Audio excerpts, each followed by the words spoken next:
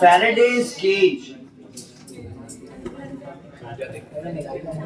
Our today's topic is Faraday's cage,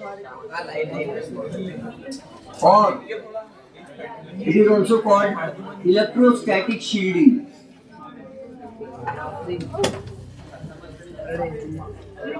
Electrostatic shielding. Shield यानी क्या होता है? प्रोटेक्शन. शील्ड वो आती थी वॉर में, युद्ध में लड़ते थे, तलवार को रुकने का एक ढाल बोलते हैं जिसको. तो इलेक्ट्रोस्टैटिक शील्डिंग, और it is also called Faraday's cage. So if there is a box made up of metal and if electric field lines are coming from somewhere, then the electric field lines will stop. अच्छा, electric field lines कहाँ से कहाँ आती है? Positive से negative आती है या नेगेटिव से positive? Positive to negative. We know that the direction of electric field lines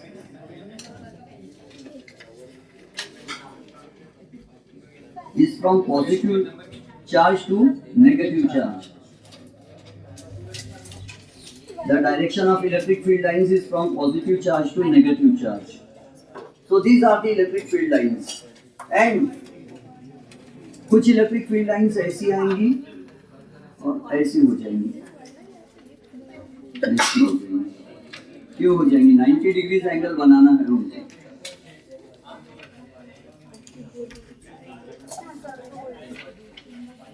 यहाँ पर भी अगर इलेक्ट्रिक फील्ड लाइन आती है तो वो ऐसी हो जाएंगी, और यहाँ की इलेक्ट्रिक फील्ड लाइन थोड़ी ऐसी होगी.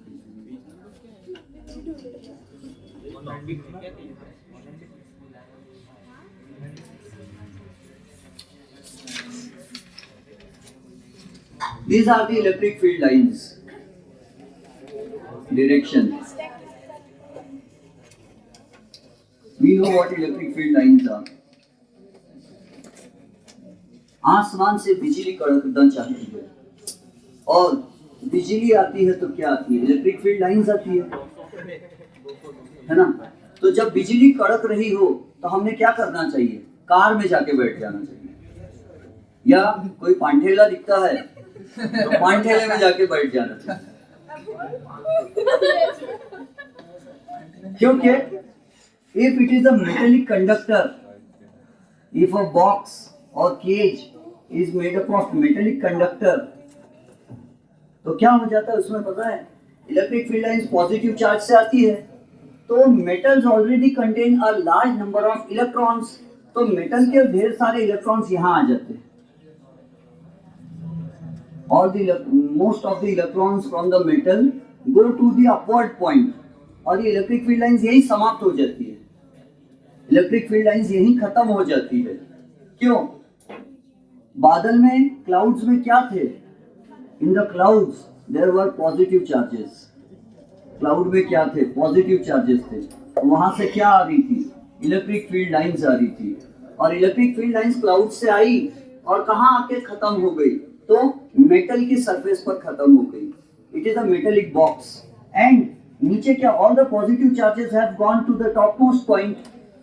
So all the negative charges have gone to the topmost point. So the positive charges will be left behind.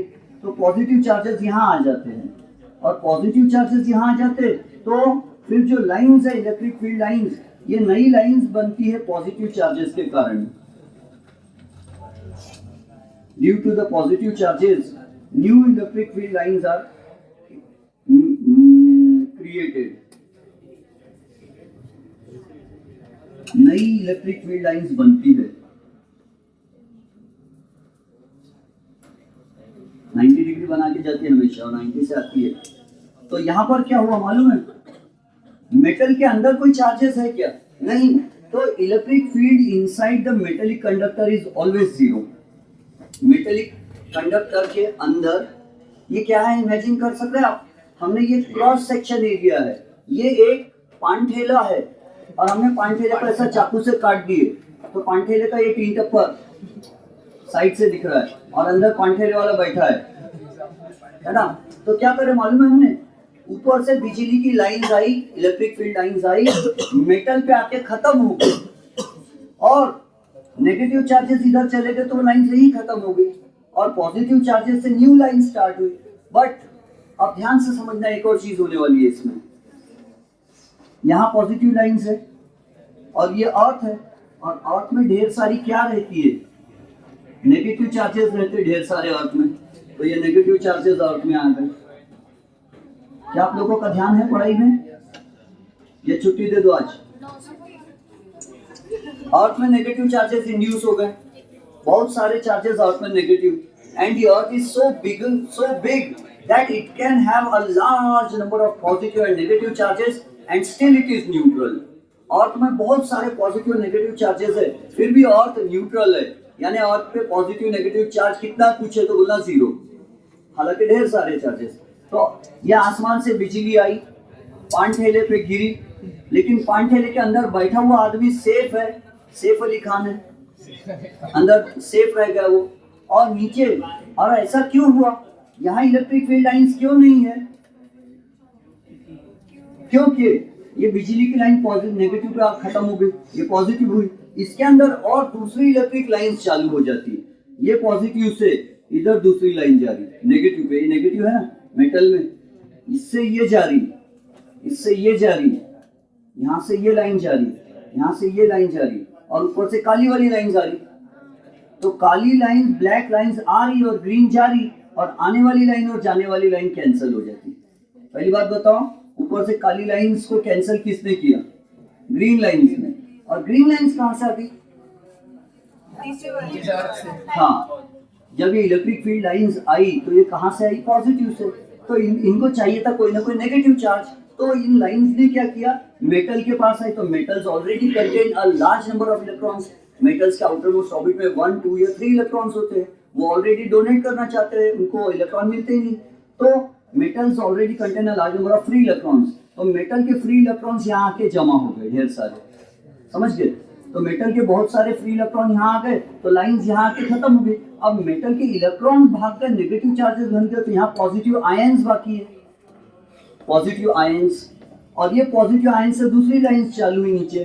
क्या ये पॉजिटिव आयन से ऊपर भी लाइन जाएगी? यस, इससे ऊपर भी लाइन जाएगी, पॉजिटिव आयन से नेगेटिव चार्ज तक, पॉजिटिव चार्ज से नेगेटिव चार्ज भी लाइन जाएंगी, और ये वाली भी लाइन आ रही है एक टाइप से समझो। तो खत्म हो, कैंसिल हो गई। 2 एक्सप्लेनेशन है। एक एक्सप्लेनेशन तो है पॉजिटिव से लाइन आई नेगेटिव पे खत्म हो गई, यहाँ पॉजिटिव से लाइन आई नीचे चली गई। और दूसरा एक्सप्लेनेशन है ये लाइन नीचे आई और इधर की लाइन ऊपर गई, दोनों कैंसिल हो गई। अब आप इसमें से कोई जो इजी लगता है वो एक्सप्लेनेशन को एक्सेप्ट कर लो, दोनों करेंगे। तो मुझे अच्छा लगता है कि लाइन आके नेगेटिव पे खत्म हो गई और पॉजिटिव से दूसरी लाइन चालू, बीच में कोई लाइन नहीं है। लाइन नहीं है मतलब इलेक्ट्रिक फील्ड नहीं है। जहाँ इलेक्ट्रिक फील्ड लाइंस क्राउडेड रहती वहाँ इलेक्ट्रिक फील्ड स्ट्रॉन्ग रहती, जहाँ इलेक्ट्रिक फील्ड लाइंस दूर दूर रहती वहाँ इलेक्ट्रिक फील्ड वीक रहती है। लेकिन जहाँ इलेक्ट्रिक फील्ड लाइंस रहती ही नहीं है वहाँ इलेक्ट्रिक फील्ड भी नहीं है, और इलेक्ट्रिक फील्ड नहीं है मतलब बिजली नहीं है, बिजली नहीं है मतलब यहाँ खतरा नहीं है। तो अब डेफिनेशन लिख लेते, इलेक्ट्रोस्टैटिक शील्डिंग की लंबी डेफिनेशन है, लंबी डेफिनेशन लिखते क्या नहीं लिखते? लिख लेते, जाने दो ना क्या लिखते, लिख लेते, लिखो फिर। अच्छा, कभी कभी क्या होता है मालूम है, ऐसा केज बना लेते, पिंजरा।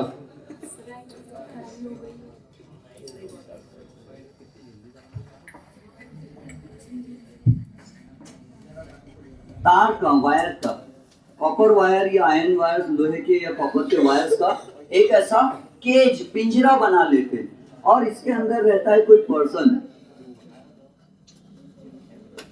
चेयर पे बैठा हुआ, वुडन चेयर, लकड़ी की चेयर पर, और यहां पर आया बिजली का तार, यहां से बिजली कड़क रही है, लेकिन वो आदमी बोलता मुझे बिजली नहीं लगी, वो सेफ हो गया। क्यों? क्योंकि जितनी भी बिजली आ रही है वो तार में लग रही है और तार से टच होकर अर्थ में चली जा रही है। तो सुन, लिखो, द डेफिनेशन इज, लिख के दूं क्या? The use of a conducting box. The use of a conducting box. The use of a conducting box. Or the use of a conducting box to protect sensitive instruments. To protect sensitive instruments. Sensitive instruments from stray electric fields. From stray electric fields.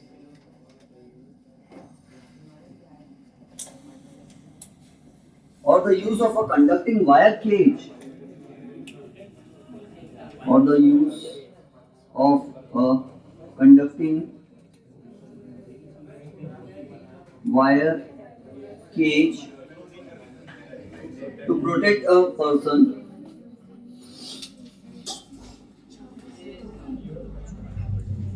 To protect a person. To protect a person near a high voltage installation. Near a high voltage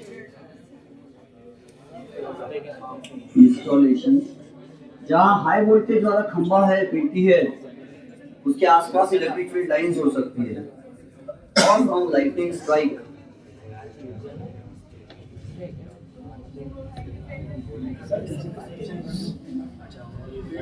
क्या बोले? हाँ. is called electrostatic shielding. Is called electrostatic shielding. या तो conducting box बना लेते हैं ऐसा, good conductor का पांठेला, उससे स्ट्रे इलेक्ट्रिक फील्ड बच जाती है. अभी इसके गिव रीजंस डिस्कस करेंगे हम. गिव साइंटिफिक रीजंस पूछे जा सकते हैं. We will discuss those give scientific reason type questions. क्या ये टेक्स्ट बुक में येलो बॉक्स में दिया है? हाँ.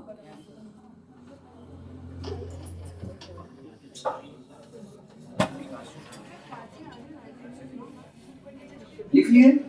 सी, गिव रीजन क्या पूछा जाता है? एक बहुत अच्छा रीजन है. अरुण और करीना दो बहन भाई हैं.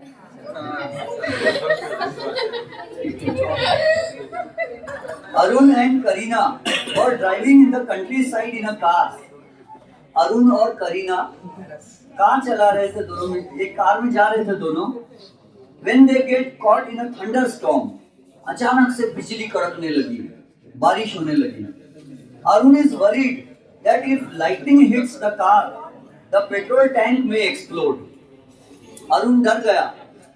अरुण को लगा, बॉयज, अरुण और करीना की कहानी है. भाई भाई बोल दिया तो एकदम ही ध्यान नहीं दे रहा आप लोग.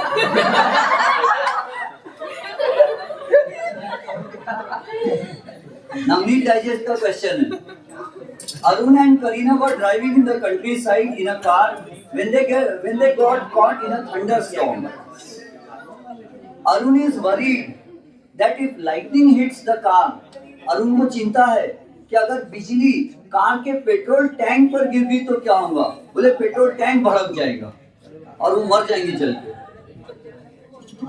Arun is worried that if lightning hits the car, the petrol tank may explode. Kareena thinks that they should wait out the storm in the car. और करीना बोलती नहीं, कार में ही बैठे रहो, बिजली कितनी भी कड़कती रहेंगी तो कार में हम सेफ है. तो is Kareena right? Petrol tank नहीं फूटेगा बिजली कड़कने से, पेट्रोल नहीं चलेगा. क्यों नहीं चलेगा? क्योंकि पेट्रोल टैंक मेटल का बना होता है और पेट्रोल टैंक के बाहर लाइंस आएंगी और इधर लाइन चली जाएंगी, अंदर पेट्रोल टैंक के लाइन जाएंगी नहीं तो अंदर का पेट्रोल चलेगा नहीं. और बिजली क्या होंगी, कार के ऊपर आएगी.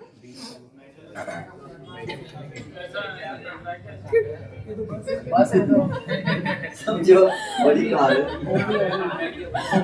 तो कार पे बिजली आएगी और कार में से बिजली निकल जाएंगी.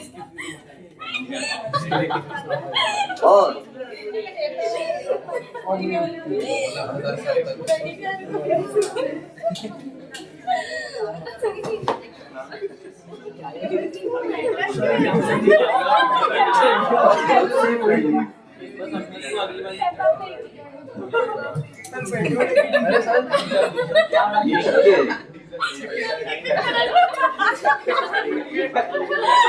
तो बिजली ऊपर से आएंगे और नीचे से चली जाएंगी और वो सेफ रहेंगे, ठीक है। उसके बाद द नेक्स्ट, अच्छा नेक्स्ट ड्यू रीजन पूछे, your cell phone doesn't work in a closed elevator. जब आप लिफ्ट में जाते हो तो लिफ्ट में मोबाइल फोन को नेटवर्क नहीं मिलता। हम जो व्हाट्सएप पे या कॉल करते हैं, सादा वाला कॉल, या व्हाट्सएप पे वीडियो कॉल करते, वीडियो सेंड करते, फोटो सेंड करते, वॉइस सेंड करते, वो सब हवा में कैसे जाती है? In the form of electric field lines. हम जो कुछ भी अपने फोन से सेंड करते हैं वो इलेक्ट्रिक फील्ड लाइंस बन के जाती है। और अगर मैंने एजाज सर को कॉल किया और एजाज सर किसी क्लोज्ड लिफ्ट में है तो क्या मेरे फोन से इलेक्ट्रिक फील्ड लाइंस निकलेंगी और एजाज सर तक जाना चाहेंगे, लेकिन लिफ्ट मेटल की बनी हुई है तो वो लिफ्ट के बाहर ही वो लाइंस आएगी और इधर से निकल जाएंगी और एजाज सर को कॉल लगेगा ही नहीं। आपने ट्राई किए होंगे कभी, है ना? इवन कार में भी कभी कभी होता है, ग्लास ओपन कर देते लोग, फिर आवाज नहीं आती, हेलो हेलो हेलो करते और ग्लास ओपन करना पड़ता है। लिफ्ट में भी आवाज नहीं आती। अच्छा, आपको पता है जिस रूम में एमआरआई कराते हैं, एमआरआई का full form magnetic resonance imaging, magnetic resonance imaging वाले जो रूम रहते हैं उसपे कॉपर की शीट लगाते हैं अंदर से, जो एमआरआई करने वाली। तो ये कहाँ कहाँ होता है? एलिवेटर में, लिफ्ट में। लिफ्ट में नो नेटवर्क। समझ में आ रहा है किसी को कुछ? लिफ्ट में नेटवर्क क्यों नहीं मिलता? क्योंकि हमारे मोबाइल फोन से ऐसी लाइंस निकलती है, उनको बोलते हैं मैग्नेटिक लाइंस ऑफ फोर्स या मैग्नेटिक फील्ड लाइंस। ये लाइंस इलेक्ट्रिक फील्ड लाइंस निकलती है हमारे फोन से और उसके साथ मैग्नेटिक फील्ड लाइंस भी आ जाती है। फिर where there is electricity there is magnetism, where there is a will there is a way. तो एलिवेटर में नेटवर्क नहीं मिलता। और जो एमआरआई वाले रूम रहते हैं, जहाँ एमआरआई करते हैं, सीटी स्कैन वगैरह जो भी करते हैं, तो उस रूम में क्या करते हैं, अंदर से कॉपर की एक दीवार बना देते हैं। कॉपर की दीवार बना देते हैं, नीचे का तो नहीं बनाना पड़ेगा, साइड से कॉपर की दीवार बना देते हैं अंदर से, थिन शीट, एकदम दीवार यानी मजबूत नहीं। They give a thin layer of copper और एनी अदर मेटल, एल्यूमिनियम और कॉपर, सो दैट बाहर की जो इलेक्ट्रिक फील्ड है, बाहर की जो रेडियो वेव्स है, आकाशवाणी की, रेडियो मिर्ची की, रेड एफएम की, है ना, और मोबाइल फोन की, वो रेडियो वेव्स अंदर नहीं आना चाहिए, क्योंकि वो वेव्स आएंगी तो ये एमआरआई की मशीन से जो वेव्स निकलती है उसमें इंटरफियरेंस, डिस्टर्बेंस होगा और रिपोर्ट गलत आ जाएगी पेशेंट के लिए, पेशेंट की रिपोर्ट गलत आ जाएंगी। इसलिए उसमें कॉपर लगा देते हैं। उससे क्या होता है, हमारे मोबाइल फोन की जो वेव्स जा रही है इस रूम के पास, वो टकरा के कॉपर में से अर्थ में चली जाती है। और आकाशवाणी, रेडियो मिर्ची और वो जो सैटेलाइट के जी टीवी, डिश टीवी वाली भी जो लाइंस आ रही है, वो सब टकरा के अर्थ में चली जाती है, वो इस रूम में नहीं जाती। पेशेंट जो लेटा है वो सेफ रहता है, पेशेंट को कोई खतरा नहीं, उसकी रिपोर्ट में कोई एरर नहीं आता है। समझ गए ये भी? हाँ, और इसका ऑपोजिट एक्सरे वाले रूम में भी ऐसी लगी रहती दीवार, लेकिन वो क्यों लगी रहती मालूम है? अंदर की हार्मफुल रेज बाहर ना जाए इसलिए। एमआरआई वाले में बाहर की रेज अंदर नहीं आना चाहिए, इसलिए लगाते हैं इलेक्ट्रोस्टैटिक शील्डिंग। और एक्सरे जिस रूम में किया जाता है उस रूम में ये दीवार इसलिए लगाते हैं कि अंदर की एक्सरेज बाहर नहीं जाना चाहिए। क्यों? एक्सरेज क्या है? इलेक्ट्रोमैग्नेटिक रेज है ना, हम पढ़े हैं, gamma, x, ultraviolet, VIBGYOR, radio, infrared, microwaves and radio waves. तो ये एक्सरेज भी क्या, इलेक्ट्रोमैग्नेटिक वेव्स है, और इलेक्ट्रोमैग्नेटिक वेव्स में क्या रहती है, इलेक्ट्रिक फील्ड लाइंस और मैग्नेटिक फील्ड लाइंस। तो इसलिए हम एक्सरेज को बाहर, तो एक्सरेज में बाहर नहीं जाना चाहिए इसलिए यूज करते हैं, और एमआरआई में बाहर की रेज अंदर नहीं आना चाहिए इसलिए यूज करते हैं।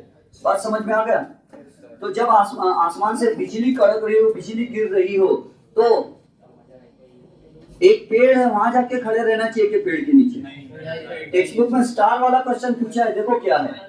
The safest way to protect oneself from lightning is to be inside a car. Justify. Star वाला क्वेश्चन है, ये टेक्सचुअल क्वेश्चन है, तो आंसर क्या बोलती है नवनीत मालूम है? There is danger of lightning strikes during a thunderstorm because trees are taller than people and therefore closer to the clouds above. They are more likely to get hit by lightnings.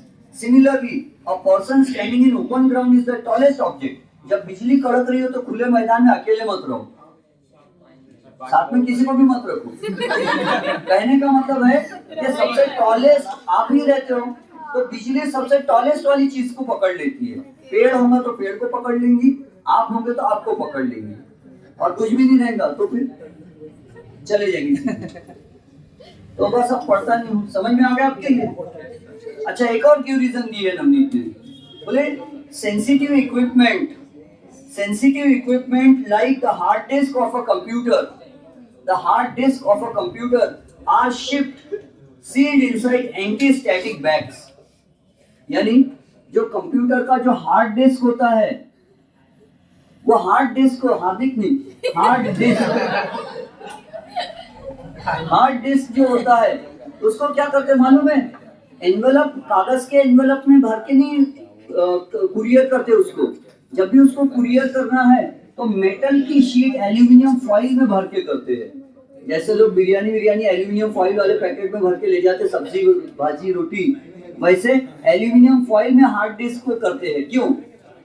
क्योंकि हाँ, वो तो बिरयानी गरम रहती है। आप काम की चीज याद रख रहे हो, ये भी याद रखो कि इसमें हार्ड डिस्क को एल्यूमिनियम फॉइल में इसलिए रख देते हैं ताकि इधर उधर से कोई इलेक्ट्रिक फील्ड आ जाए, मोबाइल फोन की, रेडियो, आकाशवाणी की, तो हार्ड डिस्क में कोई चेंजेस ना हो जाए, उसमें जो डेटा स्टोर्ड है in the form of electricity वो चेंज ना हो जाए। इसलिए तो उसका आंसर उसको होते हैं एंटी स्टैटिक बैग। इलेक्ट्रोस्टैटिक उसके अगेंस्ट में काम करती है। An anti-static bag is coated with a conducting layer. Thus it acts like a Faraday cage for equipment which are sensitive to electric charges. Hence such equipments are transported sealed inside anti-static bag. If the bag comes in contact with a charged object, the outside of the bag becomes charged and वगैरह जो भी है। समझ में आया कुछ ये? तो ये टॉपिक का नाम क्या था? Faraday cage। अच्छा, अगर बिजली कड़क रही, what is the resistance of a normal adult human body? तो नॉर्मल अडल्ट ह्यूमन बॉडी का रेजिस्टेंस होता है नियरली 50,000 ओम। अगर हमारी बॉडी सूखी है, अगर हम गीले नहीं हुए, बारिश से गीले नहीं हुए, तो हमारा बॉडी का रेजिस्टेंस कितना होता है? तो नियरली 50,000 ओम। और जब हम बारिश से गीले हो जाते हैं तो हमारी बॉडी का रेजिस्टेंस नियरली 10,000 ओम हो जाता है। हाँ, 5 टाइम्स कम हो जाता है रेजिस्टेंस। तो हमारा नॉर्मल रेजिस्टेंस क्या है हमारे ब्लड का, बॉडी का? 50,000 ओम जब हम सूखी है बॉडी। लेकिन जब हमारी बॉडी गीली हो जाती तो हमारी बॉडी का रेजिस्टेंस हो जाता है 10,000 ओम। और ह्यूमन बीइंग को शॉक महसूस करना है अगर झटका करंट का, तो उसके लिए कितना करंट मिनिमम चाहिए? तो 1 मिली एम्पियर करंट चाहिए। अगर 1 मिली एम्पियर करंट हमारी बॉडी में से पास हो गया तो हमको शॉक का झटका महसूस होता है, उससे कम वाले पे नहीं होता है। 1 मिली एम्पियर करंट हमारी बॉडी से पास हुआ तो हमको शॉक महसूस होता है। तो करंट कितना है? 1 मिली एम्पियर यानी 10⁻³ एम्पियर। और रेजिस्टेंस कितना रहता बारिश में हमारा? 10,000 ओम। तो फिर वोल्टेज कितना चाहिए हमको झटका देने के लिए? Ohm's law, V is equal to IR। तो I is 10⁻³ into 10,000। तो क्या बचेगा? 10 बचेगा। क्या पढ़ा रहे? ये तो पढ़ा रहे। अच्छा चलो जाने दो। 10 वोल्ट में भी हमको झटका बैठ सकता है क्या? हाँ, 10 जब हम गीले हैं तो हमको 10 वोल्ट से भी करंट लग सकता है। हालांकि 10 वोल्ट कोई बड़ी बात नहीं है। और जब हम सूखे हैं तब हमको कितने वोल्ट पे झटका लगेगा? 50 वोल्ट पे। जब हमारी बॉडी सूखी है और 50 वोल्ट पे हाथ लगाए तो झटका लगेगा, 10 वोल्ट पे नहीं लगेगा। लेकिन बॉडी गीली है, 10 वोल्ट की चीज को हाथ लगा दिए तो करंट लगेगा। हम गीले हैं और 20 वोल्ट का सेल है, हमें हाथ लगाए करंट महसूस होगा। और बॉडी सूखी है, 50 वोल्ट की चीज को उससे ज्यादा हाथ लगाए तो झटका लगेगा। और हमारे घर में कितना वोल्टेज आता है? नियरली 250। तो वो तो मानना ही है।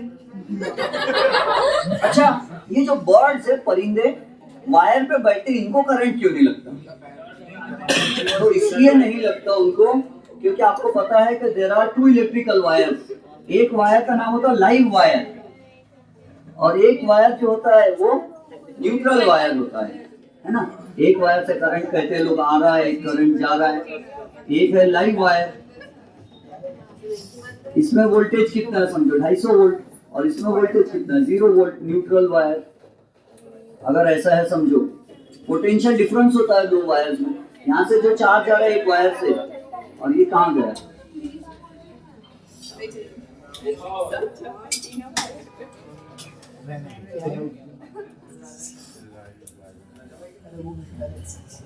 ये घर है, ये घर में गई इलेक्ट्रिसिटी और घर से वापिस आई। तो लाइव वायर और ये इलेक्ट्रिसिटी का पोल है।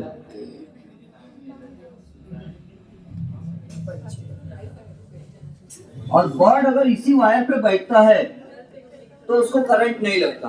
क्यों? क्योंकि वो उसकी बॉडी से करंट नहीं जाएगा, क्योंकि ओनली वो लाइव वायर पर है। हाँ, अगर बर्ड को बोले कि एक पर यहाँ रख और एक पर यहाँ रख, फिर पता चलेगा। उससे क्या होगा मालूम है? यहाँ से हाई वोल्टेज में करंट आएगा। यहाँ क्या रहता? प्रेशर कैसा रहता?